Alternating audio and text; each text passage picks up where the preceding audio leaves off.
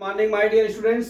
आज मैं आपको क्लास 12 मैथ का lesson 6.1 application of the derivatives का क्वेश्चन नंबर 3 एग्जांपल का लेके आया हूं। क्या दिया है? The radius of a circle is the increasing uniformly at the rate of 3 centimetre पर सेकेंड। 3 सेंटीमीटर प्रति सेकेंड दिया है। देखिए अब जो 3 सेंटीमीटर पर सेकेंड दिया है रेट, क्या दिया है? At the rate of 3 centimetre, मतलब इसका मतलब ये हो गया कि dx अपान dt बराबर हमारा कितना दे दिया है? 3 सेंटीमीटर प्रति सेकेंड दिया है।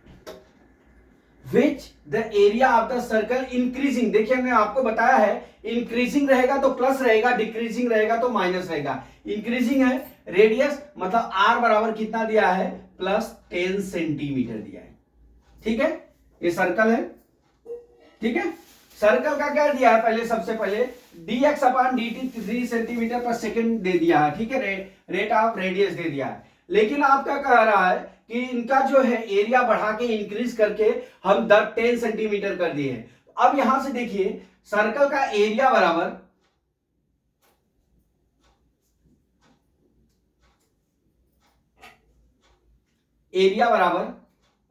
कैपिटल ए से हम दिखाते हैं इसको, बराबर क्या होता है हमारा? पाई आर स्क्वायर होता है। ठीक है, अब यहां से देख लीजिए पाई आर स्क्वायर होता है। अब यहां से हम D A upon d T ज्ञात कर लेते हैं। ठीक है, बराबर क्या हो जाएगा हमारा? D A upon d t.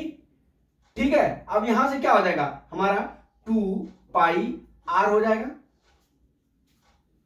ठीक, अब यहां से देख लीजिए D A upon d T बराबर क्या हो जाएगा? अब देख लीजिए 2 पाई आर हो गया। 2 pi R into d x upon d T.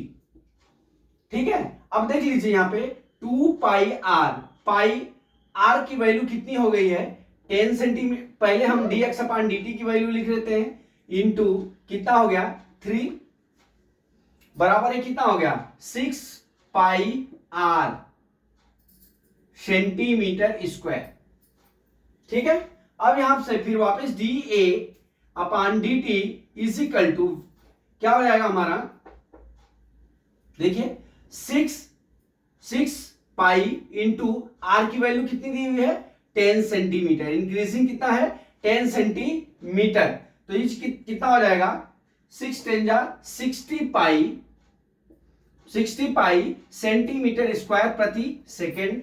ये हमारा यही सरफेस ऑफ एरिया का इंक्रीजिंग के बाद क्षेत्रफल आ जाएगा। ठीक है, तो हमारा डियर क्या करना था? देखिए जैसे ही रेडियस ऑफ इंटरेस्ट दिया, द रेट ऑफ दिया है रेडियस, तो 3 सेंटीमीटर पर सेकेंड, मतलब ये क्या हो गया?